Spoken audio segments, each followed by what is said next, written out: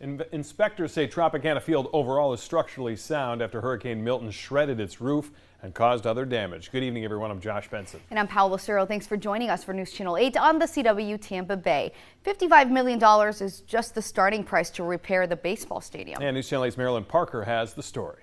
I put all 412 pages of the damage assessment in the hands of those fans. They say if this stadium is not fixed as soon as possible, they worry about losing the team altogether. It's a detailed report. That's a lot of damage. Some people knew repairing the Trop would be a challenge. I walked over after the hurricane and just looked at it and stood there and cried for a little bit because I wonder if they'll ever bring it back. Inspectors recommend replacing all the fabric panels, support or ponding cables, and fabric clamps. But overall, they say the Trop is structurally sound and would be a viable candidate to continue to serve the city if they decide to. We need it. It has changed this whole city, and I don't care if you're a baseball fan or not, you have to appreciate how much money it brings in. The cost for repairs now is around $55 million. That's without the price of the acoustical roof membrane, which is part of the original stadium design.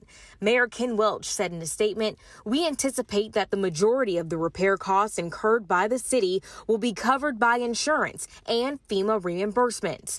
And he said the city is implementing repairs to Tropicana Field with the hope that it will be ready for play for the 2026 season. So my thought is that they have to do the repairs if they want the insurance money.